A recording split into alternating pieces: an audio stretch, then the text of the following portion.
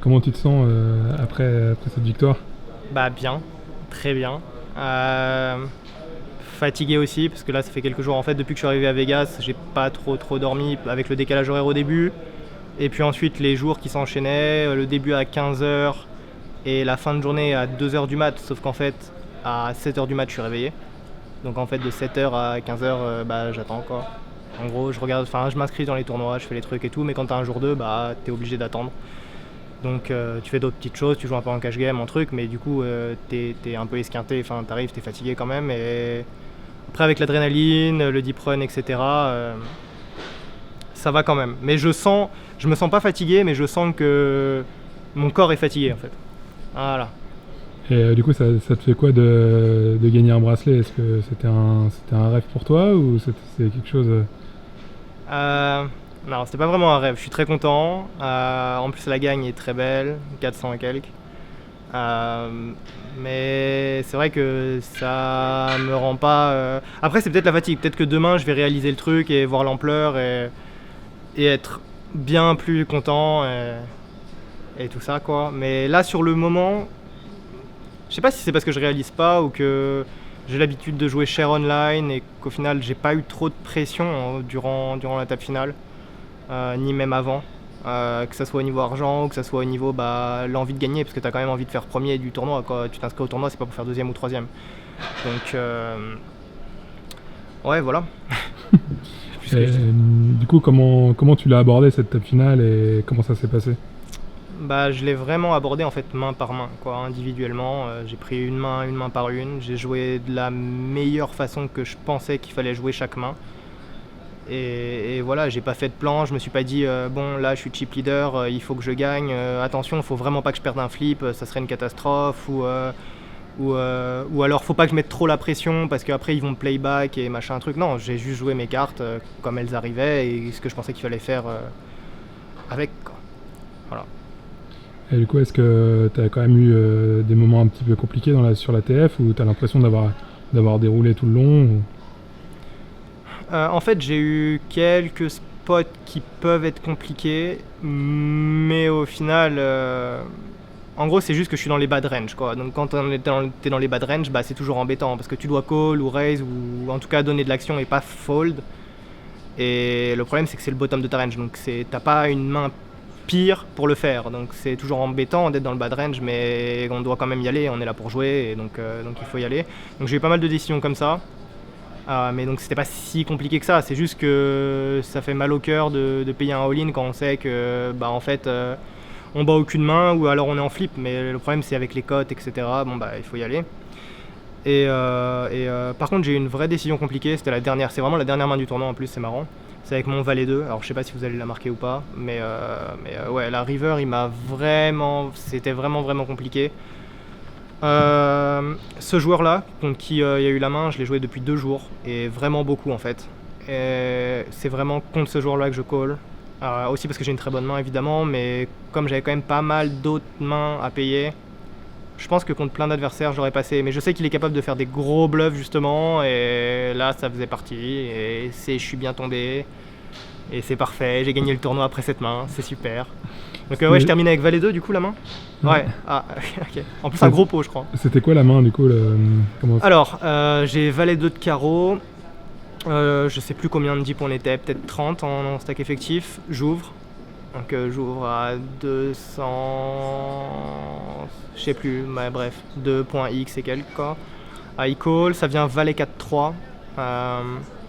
Je crois qu'il n'y a pas de flush draw et je crois que j'ai pas de backdoor flush. Je bet 30%, peut-être légèrement moins de 30%, mais plus que 25 en tout cas. Il call, turn c'est un 9. Je crois que ça ouvre peut-être un flush draw. Je sais pas s'il y a un flush draw au flop ou si ça ouvre un flush draw. Je crois que ça ouvre un flush draw, je sais plus trop. Il check, je check. River, c'est le 2. Et là il bet un tiers pot. Et je raise 4 fois le montant de sa mise. Et il fait tapis. Et son tapis c'est 3,3 millions et j'ai fait 1,6 million. Donc j'ai 1,7 million à mettre pour un pot gigantesque. J'ai il a quasiment pas de valet 3, valet 4, et surtout qu'il les joue pas comme ça, les deux paires supérieures à moi. Je sais comment il joue et il aurait pas joué comme ça, il aurait pas check raise, il aurait bet cher. Donc là en fait il rep straight ou bluff quoi. Il rep 5 et 6, AC5 aussi, donc il a tous les combos de 5-6, tous les combos d'As5. Après peut-être qu'on peut discount quelques 5-6 qu'il aurait check raise, voire ça se trouve il aurait tout check raise au flop, vu que j'ai misé vraiment petit au flop. Je pense qu'il en aurait check raisé beaucoup, c'est pour ça que j'ai aussi call. Après il a tous les As5 mais bon. Et voilà, aussi s'il value As5 et il aura As5 comme ça, valet 2 bah c'est nuts quoi. Moi j'ai des Broland 2, mais c'est tout quoi. Après j'ai pas 36 000 mains à call, donc voilà, c'était ça la main. Et c'est vraiment compliqué river, parce qu'il n'y a pas beaucoup de gens qui vont bluffer ici en fait. Enfin, surtout que j'ai que 1,3 million rajouté, donc je suis censé call quand même pas mal. Et donc il va pas bluffer une tonne quoi.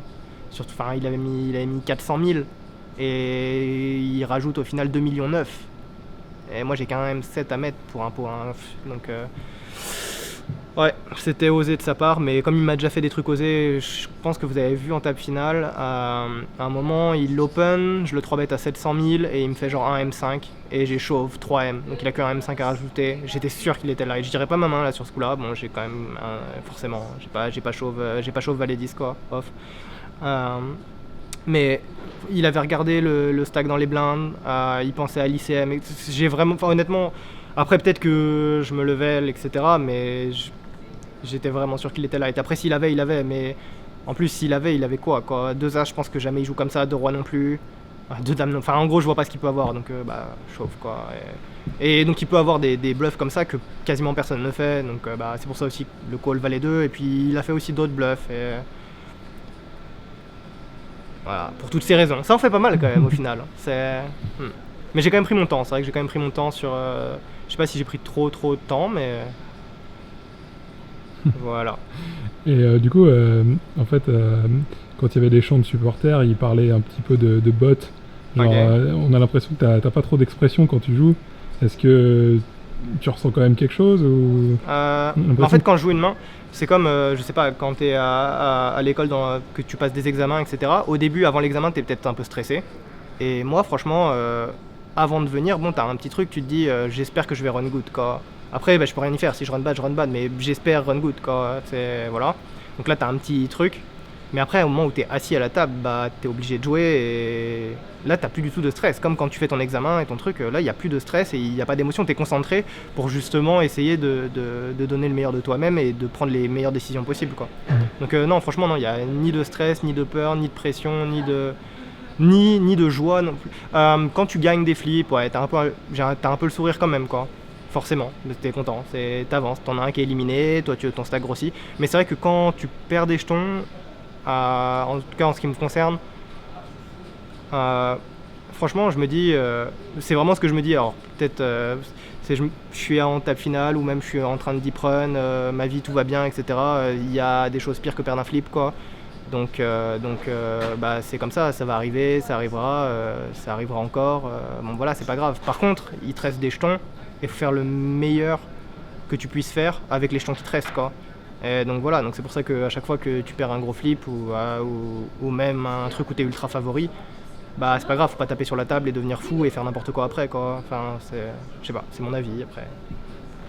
Et du coup, c'est quoi le programme maintenant? Est-ce que tu vas quand même fêter ça ou t'es in demain déjà dans le shootout Je sais pas si je suis in demain, je vais voir en fonction de comment je me réveille, etc. Mais je pense pas fêter, non, pas du tout. Non. Ouais, non. Ah, non. Ouais, non, c'est même sûr que non, quoi. Mais me reposer, par contre, ça, c'est sûr que je vais prendre le temps de me reposer. De me détendre un peu. Mais non, ouais, non, je vais pas fêter, je vais pas faire... Non, je vais rester concentré, il y a encore plein de beaux tournois, c'est pas le moment de se relâcher, etc. Et pareil, je vais pas me reposer, je me repose pas 2 jours, c'est sûr, quoi. Si je me repose, c'est demain et c'est tout, quoi. Ouais, parce que Vegas, c'est une fois par an, et là, je me suis pris tout le truc 1 mois et demi, donc voilà, si on peut en avoir un autre, on ne dit pas non, quoi. Il y a encore des très beaux tournois, il y a le main à la fin, il y a 8 millions à la gang, ça change vraiment tout le truc. Là, je dis pas que 400 000 ça change rien, mais ça me fait gagner beaucoup de temps. Après, c'est pas fini, quoi. J'ai pas fini le jeu, quoi. Et tu l'auras fini quand le jeu, du coup? Si je gagne le main, et que j'ai envie d'arrêter de jouer au poker, je peux arrêter, quoi. Là, je sais que je peux pas arrêter, c'est mon travail et que je prends du plaisir, hein, c'est bien, et j'ai pas mal de compétences, etc. Donc, mais quand tu fais ça, comme je t'avais dit, 15 heures par jour, bah, c'est sûr que je serai plus à 15 heures par jour, quoi. C'est sûr, quoi. Je prendrai du temps pour moi, pour me détendre, pour faire ce que je veux, alors que bah, là, je travaille quand même. Enfin, c'est clair. Est-ce que du coup, tu as quand même l'impression que ça valait un peu tous les sacrifices que tu as fait à beaucoup travailler, tu vois, d'arriver là ou... Ouais, non, très clairement. Après, c'est pas cette victoire-là qui me prouve que tout ce que j'ai fait, ça valait la peine, etc. C'est mon grind quotidien, je vois les adversaires que je bats, que je battais pas avant, etc. Je vois la montée de mon niveau, mais c'est pas sur un tournoi, là, je vais pas dire que c'est que du run good, mais c'est les cartes, hein. Je veux dire, si j'avais pas eu de chance, jamais j'aurais gagné le tournoi, hein. Il n'y a pas de mystère. Donc ça fait plaisir, mais ça montre que j'ai un niveau quand même correct, mais c'est pas, voilà, quoi. C'est pas cette victoire-là qui me fait dire que tous les efforts que j'ai faits, ça valait la peine, quoi. C'est l'ensemble de ce qui se passe pour moi en ce moment dans mon job, du coup. Voilà.